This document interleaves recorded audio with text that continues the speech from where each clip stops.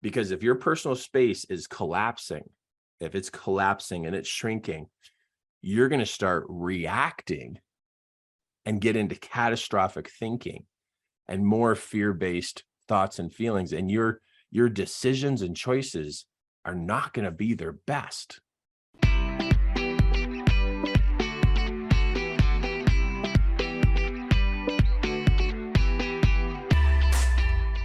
I remember when I first started coaching and actually intentionally looking for clients to work with one-on-one, because I love group presentations. I just love it. But I really just, the one-on-one experience is just so powerful because it's one-on-one. I just love it. I love being with people one-on-one because there's nothing else going on besides this one conversation. It's very, very amazing, so I love it. So when I was looking for other clients, I was just like, how do you do this? And I was so worried about sales, like, how do I sell myself? And I tried learning all these sales approaches and these sales presentations, and it helped me because it helped me organize the way I was talking. But I'll never forget. I was sitting on a couch waiting to go in to talk to a manager about their insurance company that he was managing. And I was there to talk to him about coaching him because he was interested in having to coach. And so I was sitting on the couch outside of his office because he was with some clients. And the clients came out of the room and were walking by me, leaving the appointment. And I overheard their conversation. And the man said, I think we should go with this guy. I think we should choose this guy because I like what he said. And the woman said, oh, well, I didn't get as strong a feeling with this person as I did the last person. I want to go with the other person. And the husband said, okay, let's do that. So they're walking out and there's this short little conversation and I hear them make a decision based upon a feeling.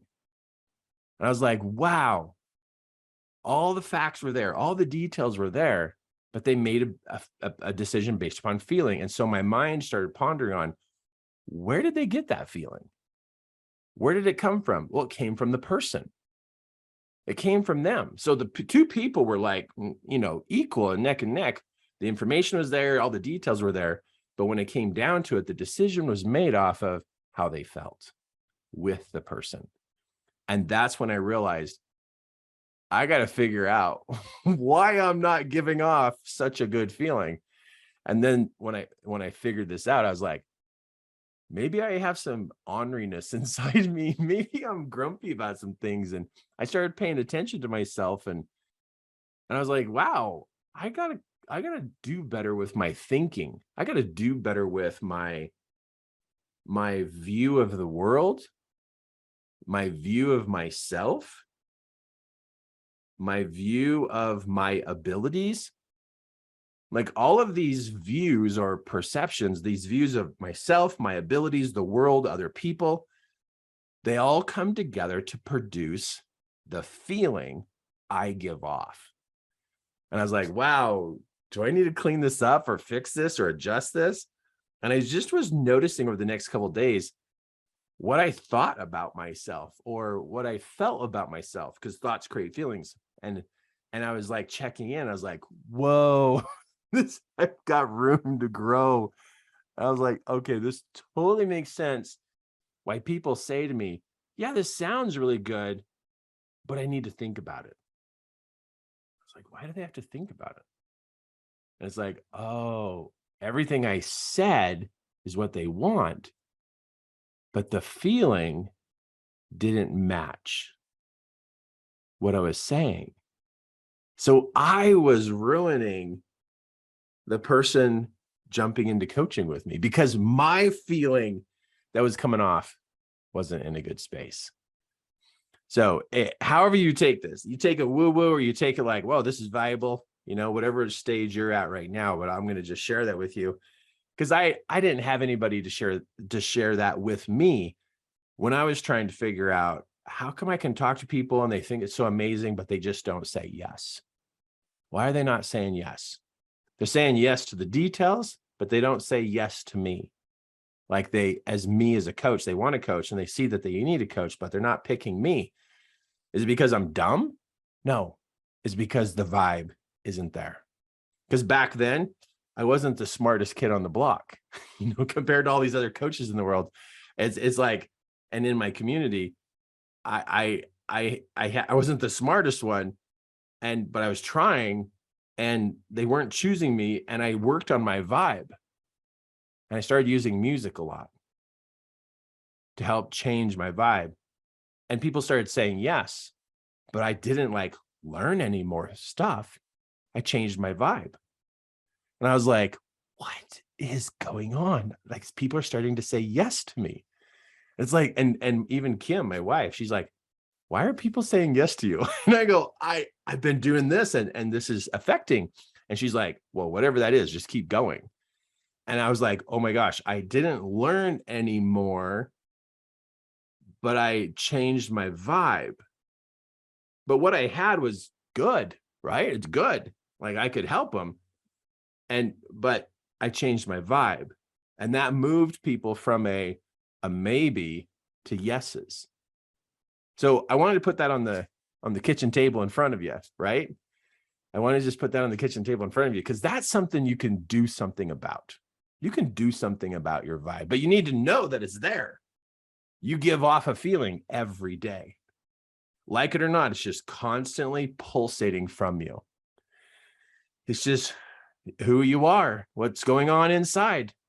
What's going on in the inside is just coming from you. And you on the inside core could be like this super, I know you're a super awesome person, but we have stuff that gets in our head, and you know what I'm talking about. Things happen to us and we're trying to process life.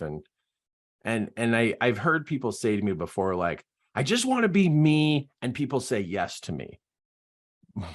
Okay. Good luck with that. Because today people want to choose people who they can look at and go, wow, I like being around you. So if you're grumpy and you think you can be grumpy and have clients, you can try it.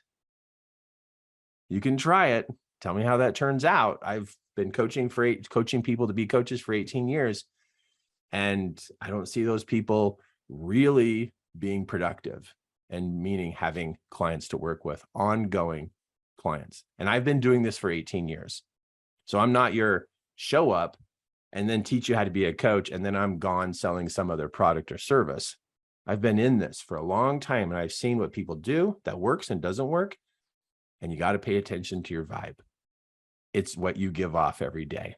And if you don't know how to change it, you don't know what you're looking for, just start to notice how you feel inside. And ask yourself the question, would I buy this feeling?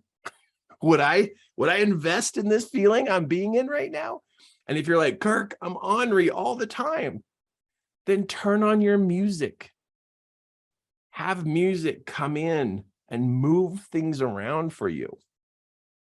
Have music come in. The second thing to do is start journaling at the end of the day what your day was like.